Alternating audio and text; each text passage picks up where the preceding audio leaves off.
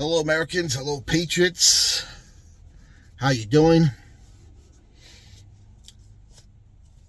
This video is really, well, it's for everybody, but it's really for Generation Z and Generation Alpha coming up again. And you can make the case of maybe the second half of Generation Y. The stay-at-home mother or stay-at-home parent has been demonized by the feminist. And I could never understand why. I mean, I know the spiritual evenness behind it because anything that God has created, the forces of evil want to destroy it just because they want to.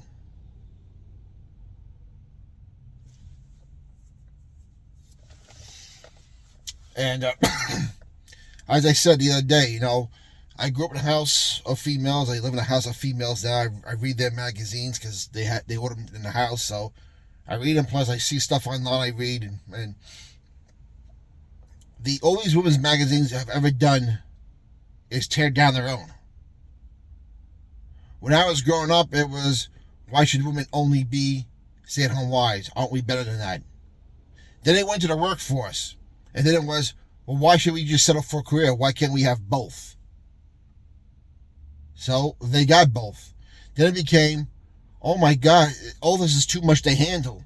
How do we handle this? How do we manage time? How do we do this? How do we keep our sanity? And now then came, oh, just wait. Just wait. Just wait for your career. Make your money. You don't need a man. Be a girl boss. Be a CEO. Take over the men's field. Let's show them.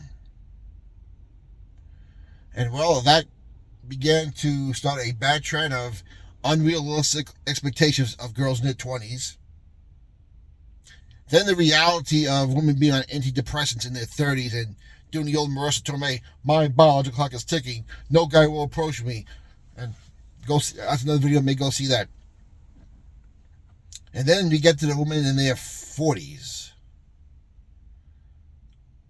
where they go from crying and being scared to like, is there any hope for me? What do I do? And you realize all that money you spent on to freeze your eggs, well, your eggs may not be any good anymore, and neither may your body may be good anymore. That's if you find someone in time to do it. Now, as a father and a husband, I can tell you, I've had plenty of jobs. I've had a nice career, but I still say my favorite job is the one I have right now. It's being a full-time dad. And that's the truth. I love being with my daughter, even though she's at the age where, she's too cool for me. That's okay. I remember, it just reminds me how much of a jerk we all were at that age. But I'm going to tell you, my mother was home for us when I was a kid. When I look back at it now, having a home was like having $1 million in the bank. With a lot of interest. A lot of interest. And the bottom line is, listen, my mother she came out of high school. She got a job right out of high school with New York Telephone. For all those people my age who remember that company. But she got married, and she told my dad, she says, listen, you want to have kids? I want to be a stay-at-home mom. My dad was like, okay. And they made it work. Now, my mom did go back to work years later once we got old enough. That's fine. There's nothing wrong with that. By then, we were old enough we were pretty much almost self-sufficient. My dad was a shift worker. It worked out good. But having my mom home all those years to watch over us, even though we were paying a butt, taking us to school, getting us ready for school, cooking, cleaning, doing laundry, making sure our homework's done, going to PTA meetings, speaking to this teacher, getting tutors, this, that. Listen, the feminists will try to say that it's menial work. And anyone who's been a stay-at-home mom will tell you it's not easy. It's not. And they're right. It's not easy. Because when you leave work for at least 16 hours. When you are a parent,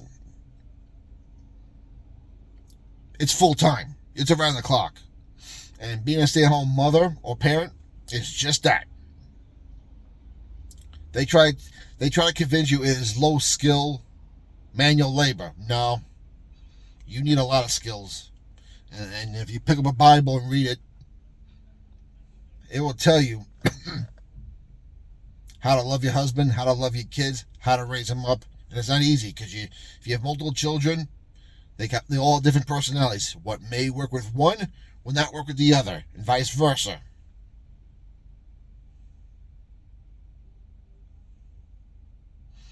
And I thank God my dad was able to provide for us. He was a shift worker. He worked as much overtime as he could. And when he was not doing that, he was going out banging nails, doing home improvement. And when he wasn't doing home improvement at other people's house, he was doing it in our own house to save money. And he had got the satisfaction of doing it himself.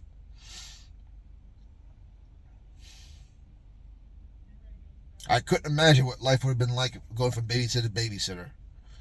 And I told my wife, get married, we're going to do this, we're going to raise our kids on our own. I mean, my in-laws were far away, my parents were far away, but I didn't want to do that anyway. They raised their kids. We need to do this on our own. We need to do it our way. If anything goes wrong, we can only blame ourselves. If anything goes right, we can always say, hey, we did it. And I can definitely tell you, all the years my wife was at home with our daughter, because of inflation, she was like having $5 million in the bank. She was on top of things with that kid. She needed something. She saw something wasn't right. She took care of it. She got out of school. She made sure her homework was done. Same thing my mom did. Cook, clean, do laundry. And this is a woman, my wife, who was a resume this thick of education and the same thing with her work history. And my wife was hard to the nose. She didn't do anything half-assed. She took a lot of pride. But she would tell you that her toughest job was being a stay-at-home mom. Now, was it a favorite job? No. Does that make her a bad person? No. But as far as the heavens go, the heavens will give her the biggest gold and platinum star for the job she did. And that's the most important thing. And because I was able to push us over financially, and I worked a lot, like my dad, worked a lot of overtime. I did side jobs, side hustles, did what I had to do. I was able to retire now. Just the way my mom went back to work years later, my wife works sometimes, which is good. She gets out, you know. She's doing stuff that she likes. But the important thing, she's out. She's not confined to the house anymore. And I tell you something, having a stay-at-home mom during COVID was like having $15 million in the bank. Because I know a lot of people I work with who are fighting on who's going to stay home today. You need to call in sick. I have a meeting to go to. Well, I called that sick yesterday. I got to be at work today. COVID ruined a lot of lives. And that's what the intent of the world governments and all the bankers was designed to do. They wanted to ruin families. They wanted to ruin lives. And they ruined a lot of lives, and they ruined a lot of big businesses and small businesses. And exposed a whole lot. But having my wife home, where we had nothing to worry about, though, don't get me wrong, it wasn't easy. My little one, I love her to death, but she's hard-headed, and she had to get motivated to go behind that screen and do them Zoom lessons. And plus the whole thing would want to go out and play with her friends, and sometimes her friends, you know, it was a headache. But man, my wife earned her crown and her jewel in her crown in heaven during those few years. And now you see a lot of these women in their 30s who said, I don't want to be dependent mom, I just want to be a stay-at-home wife. It's biology, everyone. It's biology, and you can't fight it. Now, there are always exceptions to the rules, but that's the way it is. Anyway, comments down below. What's your opinion? I'd like to know. Keep the country in prayer. Women, Gen Z, Alpha, Don't let these feminists tell you that being a stay-at-home wife is terrible and is beneath you. It's not. In fact, go tell them to take their dildos and shut up both their holes.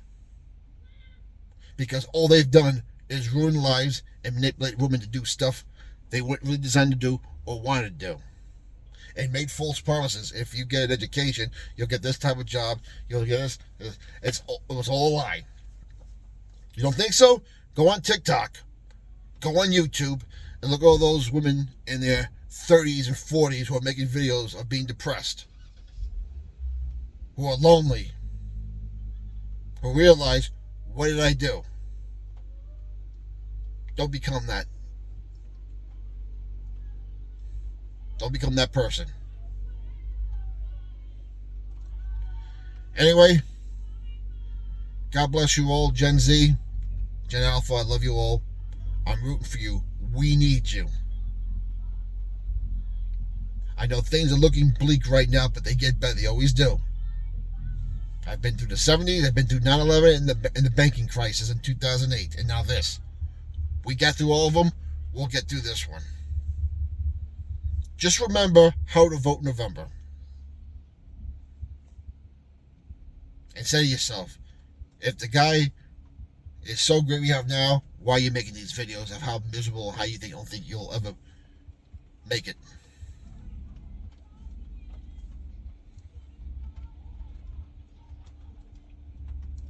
All right. God bless you all. We'll see you next time.